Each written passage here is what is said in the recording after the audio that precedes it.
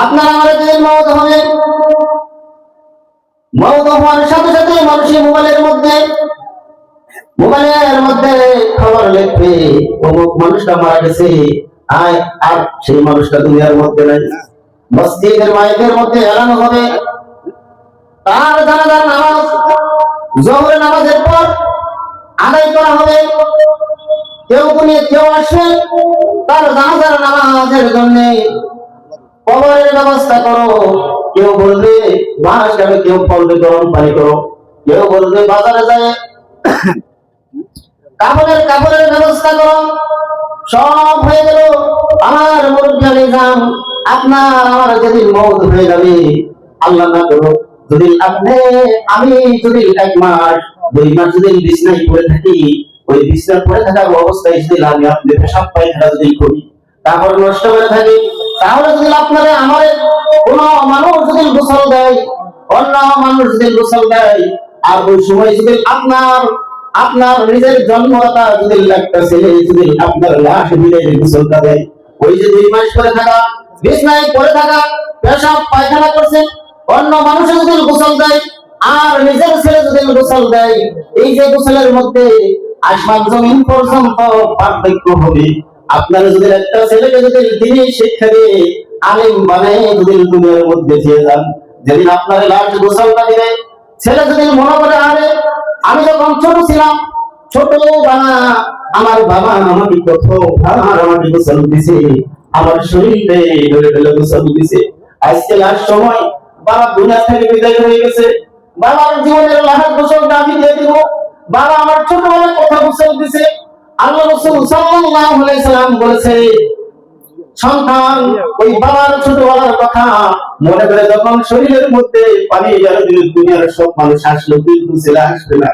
ছেলের চোখে ঘর ঘর করে পানি এসে যাবে। আল্লাহ রাব্বুল আলামিন ওই যে দৃশ্য দেখে আল্লাহ রাব্বুল আলামিন আপনার ছেলের খাতিরে আপনাকে মাফ করে দিবে। এবার গোসল হয়ে গেছে, কান্দাদের পানি থেকে সব মানুষের কাছ থেকে বিদায় নিয়ে এবার জানাজার নামাজের জন্য সব মানুষ রেডি হয়ে গেছে। যখন চাঙ্গারের মধ্যে শুয়ে আপনার সিনা বরাবর আপনার ছেলে খাবে, যখন জানাজার নামাজ শুরু হবে, কিতাবের মধ্যে লিখছে দুনিয়ার সব মানুষ যদি খুশি থাকে, ওই দিন ছেলে আর খুশি থাকবে না।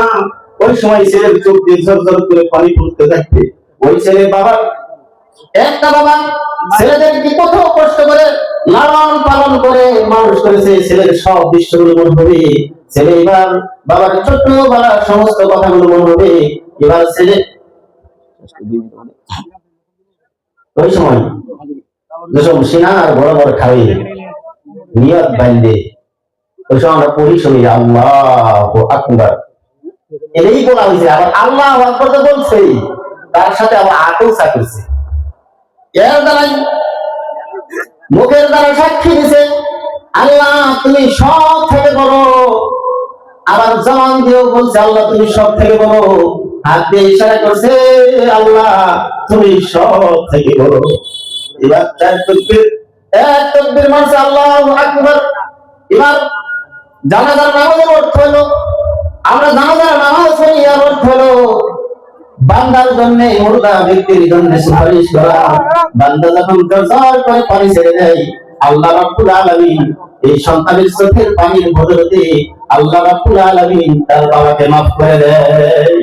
এরকম ভাবে আপনার জানাজা হয়ে গেল, কবরস্থানে নামায়ে কবরে যখন শোয়ে দোয়া করে চান গাড়ি দিয়ে আবার যখন উঠে আসলো, আসে সব মানুষ দান্দাই নাই, কিন্তু ছেলে যখন হাত তুলছে চোখের পানি আর রাখতে পারে না।